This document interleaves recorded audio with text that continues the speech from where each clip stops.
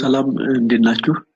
ሰላም ናችሁ? ዛሬ ደግሞ ከኒውሮሎጂካል ፓርት የኒውሮሎጂካል ሲስተም ፓርት ላይ 10 ጥያቄዎችን ለሲኦሲ ሊያዘጋጁ የሚችሉ ጥያቄዎችን በጋራ አብረን እንሰራለን ማለት ነው። እሺ the first question is question number 21. A patient experiencing a tonic-clonic seizure requires the nurse to insert an oral airway, B. restrain the limbs gently, C. time the seizure and protect from injury, D. administer intravenous diazepam immediately. Which one is the best answer from it?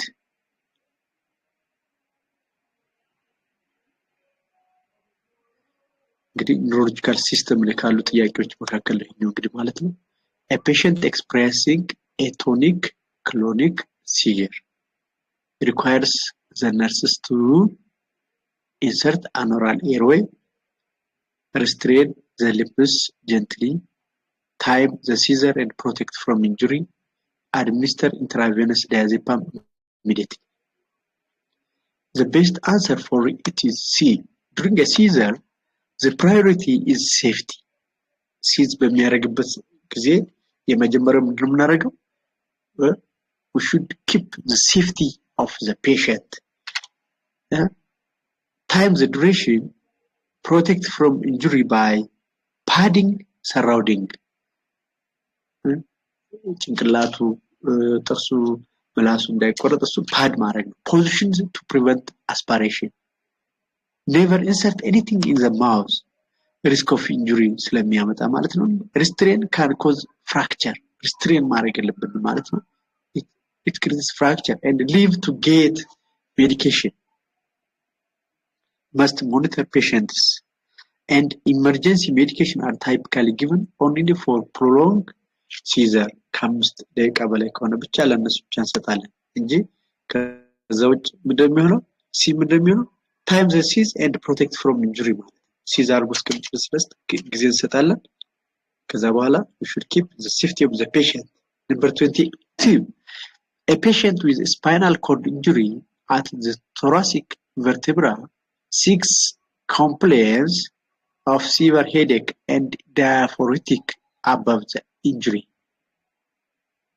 Diaphoretic ይኖረዋል ከኢንጁሪ በላይ ማለት ነው። And at this time, the nurse should suspect spinal shock, autonomic dysreflexia, meningitis, increased intracranial pressure.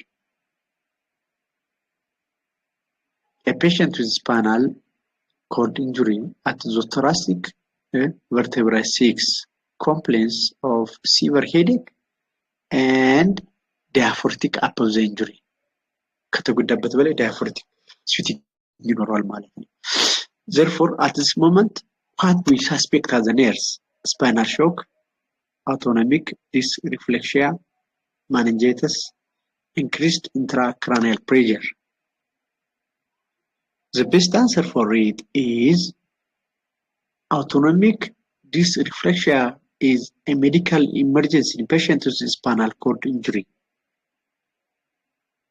above the thoracic vertebra 6 and triggered by nervousness, fracture ያለቅበታል ማለት ነው። And stimuli below the injury, often bladder distension or focal impaction ሊኖር ይችላል ማለት ነው። And it causes severe hypertension, pounding, headache, diaphoresis above the injury, and bradycardia. Immediate intervention is required to prevent stroke. Stroke prevent ለማድረግ immediate intervention ይችላል። ስለዚህ the best answer is autonomic dysreflexia ሊኖር ይችላል ማለት ነው። autonomic dysreflexia ሊኖር ይችላል ማለት ነው። The best answer is B for number 22. When we see the question number 23, for suspected stroke and then contrast compound ወይ ደግሞ CT scan is done before magnetic resonance imaging because it is less expensive it is better to distinguish between ischemic and hemorrhagic stroke. It is faster and rule out hemorrhage before thrombolytic. Patients with pacemaker can't have magnetic resonance imaging. What is the best answer for it? For suspected stroke suspect ላደረግነው ሰው and then contrast computed tomography scan, CT scan is done before magnetic resonance imaging. What is the reason behind it? What is the reason behind it? The best answer for it is C. The immediate priority in acute stroke is to rule out hemorrhagic stroke, as thrombotic therapy for ischemic stroke would be catastrophic in hemorrhage.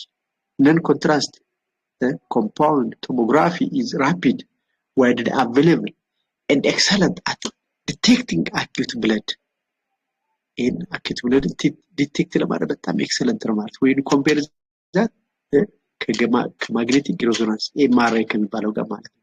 Magnetic resonance imaging provides more detail but takes longer and is not necessary for this initial critical decision ማለት ነው. Number question 24. A patient with Parkinson's disease experiences wearing off of levodopa or carbidopa. The nurse should assess and report immediately what type of problem. A. The exact timing of medication administration and symptom returns. B. Any new dietary preference. C. Changes in sleep pattern. D. Increased salivation. የትኛውን ነው ቶሎ ብለን ሪፖርት የምናደርገው ማለት ነው? Patient with Parkinson's disease experiencing wearing off ምን የወሰደ of levodopa እየወሰደ ነው ወይም ደግሞ carbidopa የምትባለውን ድረግ እየወሰደ ነው። ስለዚህ ይሄን እየወሰደ ያለን በሽተኛ immediately nurse report ማድረግ ያለበት ለየትኛው ችግር ነው ነው? The exact time of medication administration and symptom return. Any new dietary preference, changes in sleep pattern, increased salivation. The best answer for it is wearing off phenomena reflects to the return of Parkinson's symptoms before the next dose is normal.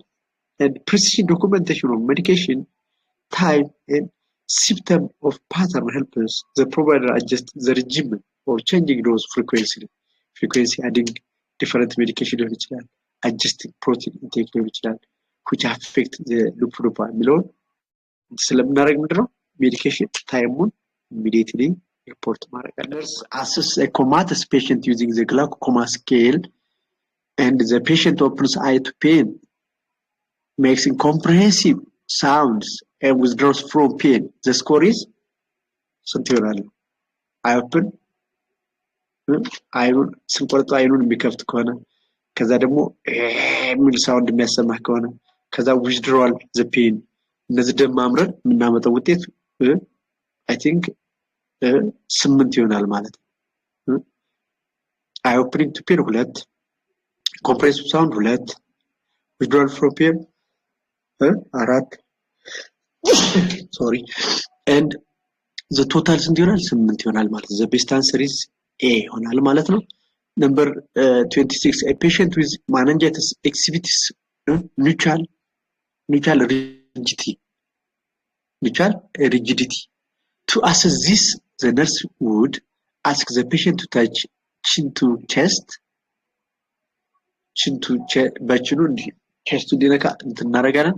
Flex the patient hip and knee, then straighten the knee, tap the cheek to assess for spasm, shine a light to observe pupil contraction. እንግዲህ patient with meningitis አለበት ከዛ ደግሞ ምናለ exhibitus neutral rigidity አለበት ማለት ነው. ስለዚህ ይሄን አሰስ ለማድረግ ነርስ ምን መስራት አለበት ነው? the best answer for 26 is A. mutual rigidity ወይም ደግሞ neck stiffness is assessed by asking the patient to flex their neck, bringing chin to chest one. In meningitis, this cause pain and resistance. And the other option describe different assessment. Bruising sign, hip, knee flexion when neck is flexed ማለት ነው. Chuvostic sign, facial spasm when tap ስናደርገው የምናገኘው ማለት ነው. Pupil light reflex እነዚህ የመሳሰሉት clinical manifestation of ምንድን ናቸው? meningitis ናቸው ማለት ነው. meningitis ናቸው ማለት ነው. Number 27, a patient with Guillain-Barré syndrome is most at risk for seizure, respiratory failure ማለት ነው, hypertension, hyperglycemia. Guillain-Barré syndrome ያለባቸው ሰዎች ለማን most risk የሆኑት? ለሲዘር ነው፣ ለሬስፒራቶሪ ፌለር ነው፣ ለሃይፐርቴንሽን ነው፣ ለሃይፐርግላይሲሚያ ነው? which one is the best answer to you? ከነዚህ ውስጥ ቤስት አንሰር የምትሉት የትኛው ነው? Guillain-Barré syndrome is most risk. Which one is most risk? The best answer is respiratory failure ማለት ነው.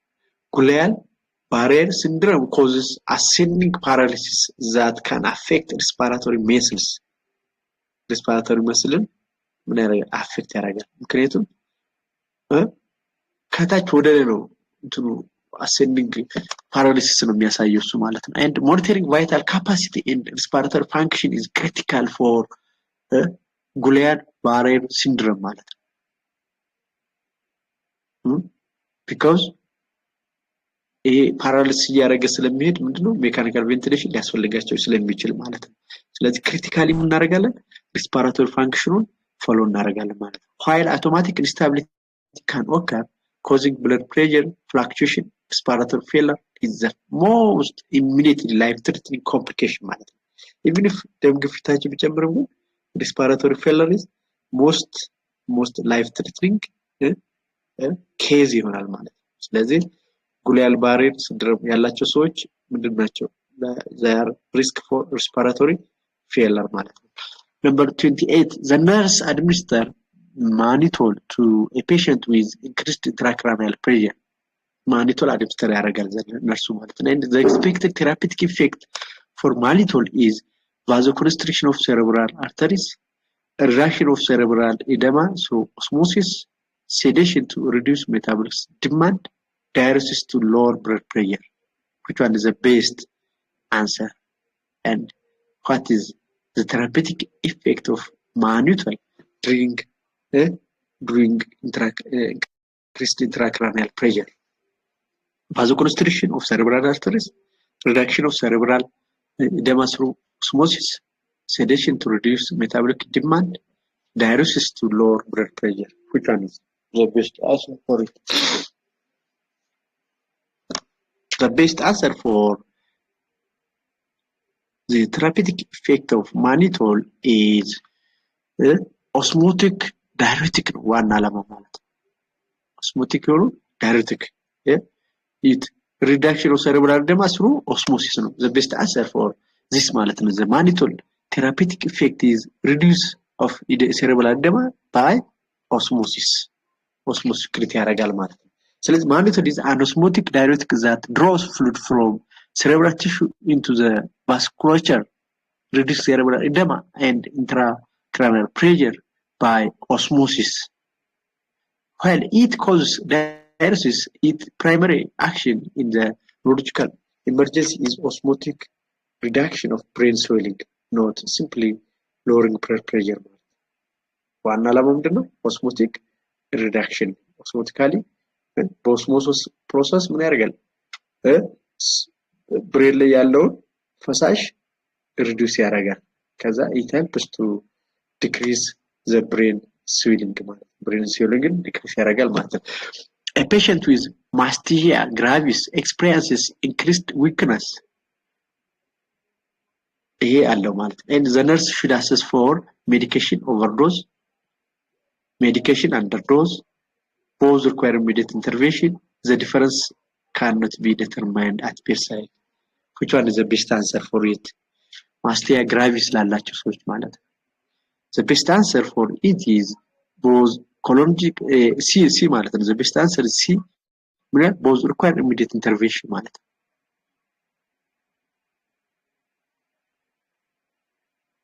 ኦቨርዶዝም አንደርዶዝም immediate የሆነ ኢንተርቬንሽን ይፈልጋሉ ማለት ነው። both colonic crisis, overdose of anti-colon stress medication and ማስተያ crisis insufficient medication ማለት ነው causes severe weakness and respiratory compromise, and they are distinguished by different symptoms colonic including excessive secretion, bradycardia, diarrhea እነዚህ ያመጣሉ ማለት ነው። and but both are emergency requiring respiratory support and expert evaluation ማለት ነው። እነዚህ ይፈልጋሉ ማለት ነው። እነዚህ ይፈልጋሉ። ኦቨርዶዝም አንደርዶዝም ምንድናቸው? they are critically ሊታዩ የሚችሉ ችግሮች ናቸው ማለት ነው። number 13 when assessing a patient with trigeminal neuralgia the nurse would expect unilateral facial paralysis, severe stabbing facial pain triggered by light touch, loss of taste on anterior tongue, inability to close eyelid. የትኛው ነው እንደዚህ ነው? እንደነሱ ኤክስፔክት እናደርገው ይሄ ትራጅሚናል ኑርጂያ ያላላቸው ሰዎች ትራጅሚናል ኑርጂያ ያላላቸው ሰዎች አዘነርስ የቱን ኤክስፔክት እናደርገው ነው አሰስ እናደርገው። The best answer is B. Trigeminal neuralgia causes excruciating and electric shock like pain in the distribution of the trigeminal nerve, often triggered by minimal stimulation like brushing teeth, chewing, light touch. እነዚህ መሳሰሉ ነገሮች ምን ያደርጋሉ? ሲቨር ሆነ electrical shock like pain ክሪት ያደርጋሉ ማለት ነው። ስለዚህ facial paralysis and eyelid issues suggests Bell palsy, not trigeminal neuralgia ማለት ነው። ስለዚህ the best answer ምን ነው? severe stabbing facial pain triggered by light touch, toothbrush, chewing በእነዚህ በመሳሰሉ ምን ያደርጋል? ሲቨር ሆነ ፔን አሰስ እናደርጋለን። ይሄ ያላቸው በሽተኞች ከገጠሙን በትንሽ ቹስ ያረጉ በላይት ተች ሲያረግ ትንሽ ነከስ እናረጋቸው ምናምን ብሎ ሲቨር ፔን at facial part of the body ክሪት ያረጋል ማለት ነው። That is all I have about neurological systems. If